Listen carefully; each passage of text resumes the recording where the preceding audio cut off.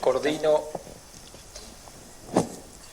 el núcleo de estudios rurales de la Universidad de la República y un tramo de carrera del área social, que es el ciclo introductorio optativo del área social, que habilita a que estudiantes de Cerro Largo, Rivera y Tacuarembó puedan avanzar en carreras del área social antes de irse a Montevideo o al litoral donde existen licenciaturas.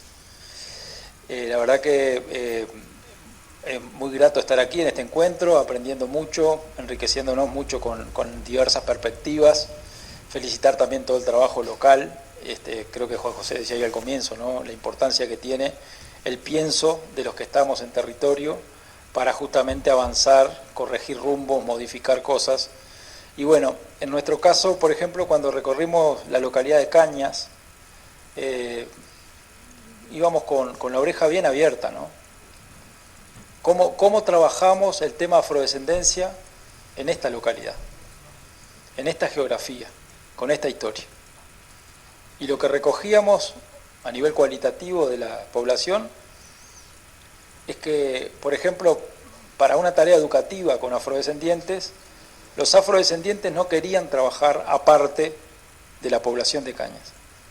Eso fue muy recurrente, muy insistente, y realmente fuimos confirmando de que la suerte del afrodescendiente de Cañas va de la mano de la suerte del no afrodescendiente de Cañas.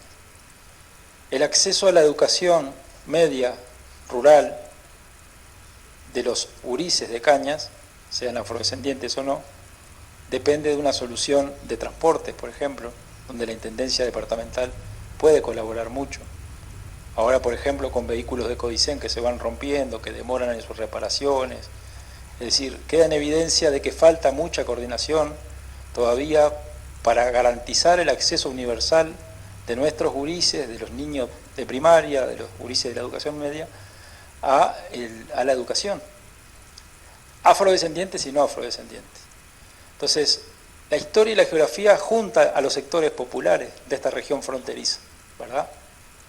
Y bueno, si vamos a los 200 años de Brasil, también podemos ir unos poquitos años antes, ¿no?, al reglamento de tierra de Artigas, donde ya los negros, ¿no?, y muchos afrodescendientes tenían derecho a un pedazo de tierra en el reglamento de tierra de Artigas, ¿no?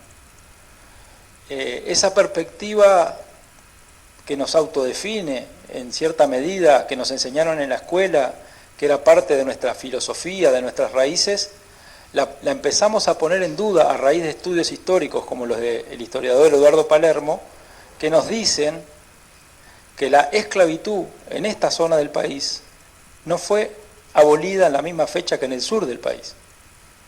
Y esto lo digo también porque si nosotros no investigamos y no discutimos estas cosas con los profesores del Instituto de Formación Docente de Melo, de Rivera, con los del CERP del norte de Rivera, y no pasa el currículum de la formación docente, como decía hoy la compañera, o de las escuelas, no vamos a conocer que acá en este departamento, por ejemplo, había un criadero de esclavos.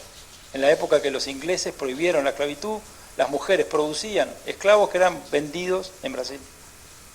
No vamos a conocer que los esclavos pagaban la libertad en Uruguay, trabajando 20, 30 años para poderse liberar. O sea, seguían siendo esclavos aunque las leyes del sur del Uruguay dijeran lo contrario.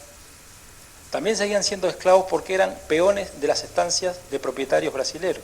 Y basta que hagamos un estudio de las escrituras de las propiedades de las haciendas brasileras en Uruguay y nos vamos a dar cuenta de que muchos trabajadores rurales en estancias de propietarios brasileros mantuvieron la esclavitud después de 1850.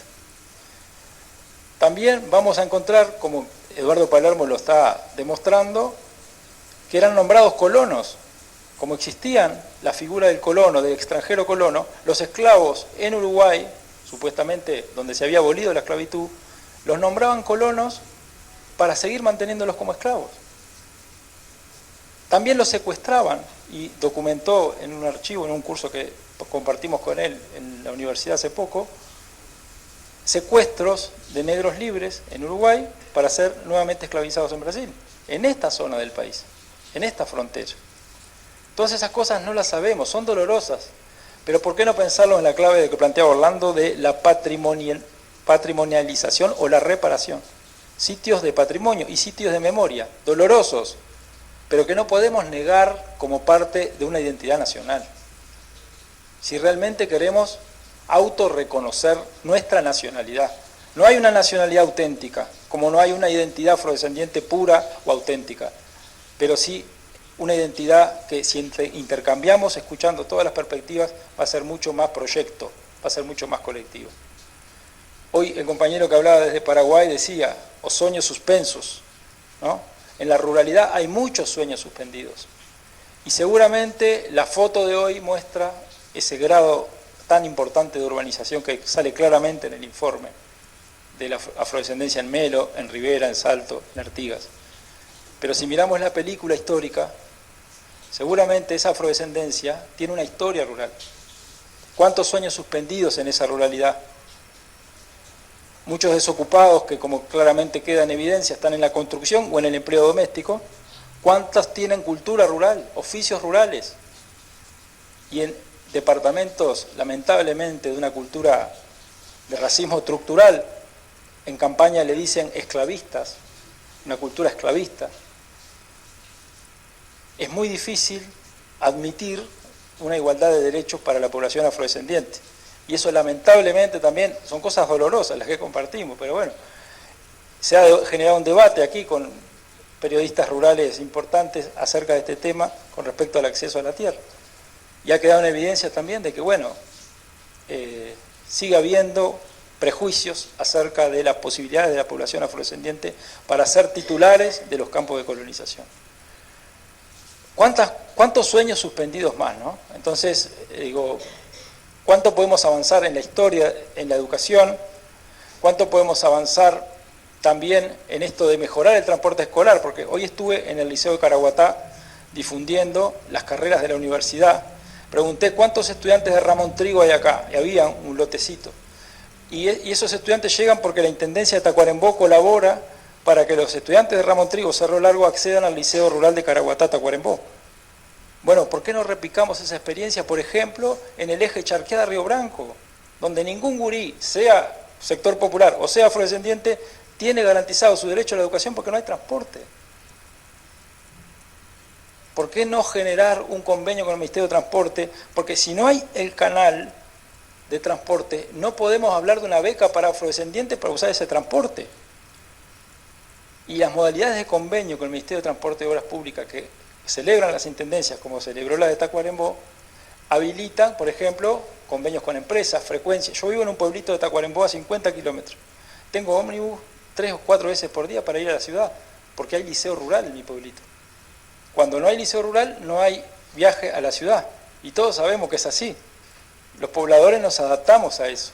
O sea, hay modalidades, ¿no? Así como la Intendencia colabora con un servicio de transporte para la octava y la novena, ¿no? También hay otras zonas del departamento que el acceso a la educación para los sectores populares no está garantizado, mucho menos para los afrodescendientes.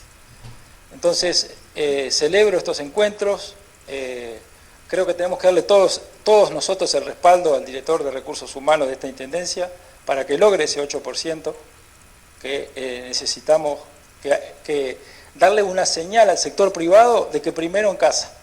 Primero lo garantizamos en casa, en la Intendencia Departamental, en las alcaldías del 8%, y ahora sí el sector privado confía en que se puede ocupar esta población de afrodescendencia, porque ya hay un espíritu, un ambiente, una experiencia previa de que la Intendencia lo cumpla, ¿verdad?